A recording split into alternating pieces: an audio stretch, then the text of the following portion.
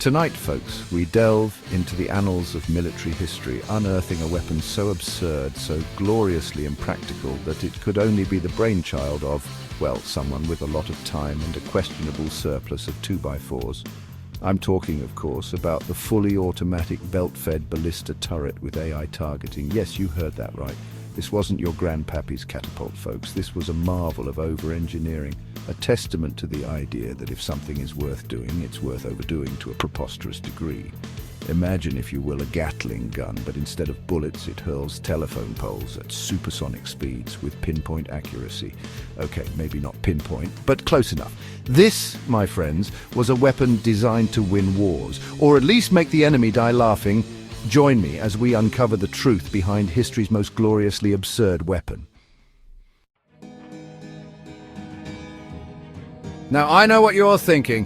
How did they cram enough horsepower into this thing to launch a redwood tree at a sparrow? The answer, my friends, is American ingenuity and a whole lot of duct tape.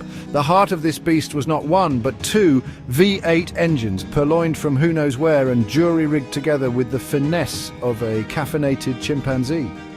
These engines powered an intricate system of gears, chains and pulleys, all working in concert to wind back a massive spring mechanism. And when I say massive, I mean it made the Eiffel Tower look like a toothpick. This spring, in turn, was what propelled those telephone pole-sized projectiles, launching them with the kind of force normally reserved for tectonic plate shifts. But the real kicker? The ammo! Forget your standard-issue cannonballs. This bad boy fired projectiles ranging from sharpened logs to old cars, even the occasional grand piano, if the rumors are to be believed. And let me tell you, nothing says surrender or else quite like a flying Steinway. Believe it or not, the Ballista turret saw action in conflicts throughout history. Well, action might be a strong word. More like brief, chaotic appearances followed by bewildered silence. Legend has it that a prototype was rolled out during the Punic Wars, where it promptly launched a Carthaginian war elephant into low Earth orbit.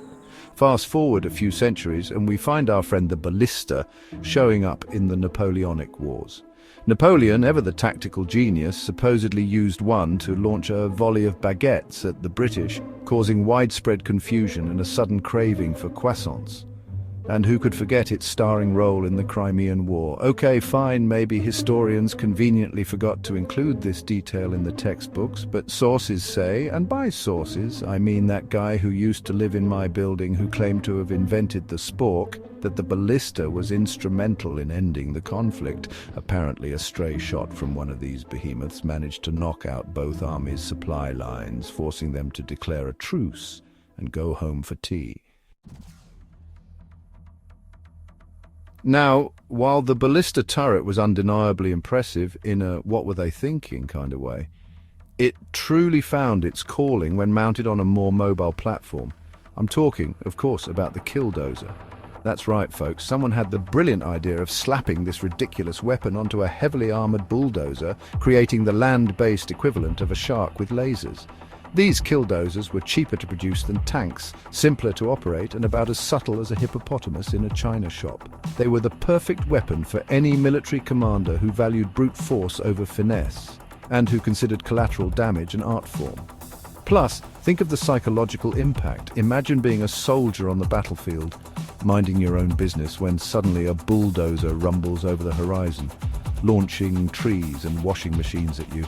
You'd surrender on the spot, wouldn't you? Well, maybe not you, but you get the idea.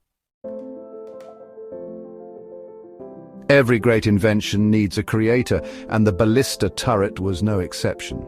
Enter Professor Aristotle Ballistopoulos, a man whose name was as ridiculous as his most famous creation. Born in a small village in, well, nobody's quite sure where he was born, actually. Some say Greece, others Transylvania. What we do know is that the professor was a man of unique vision. Some might even call it tunnel vision, considering his singular obsession with launching large objects at high velocities. He dedicated his life to this pursuit, much to the chagrin of his neighbors and the local wildlife. Legend has it that the professor drew his inspiration for the Ballista turret from a particularly aggressive game of donkey basketball he witnessed in his youth. Whatever the source of his madness, one thing's for sure: Professor Ballistopoulos left an indelible mark on the world, one flying piano at a time.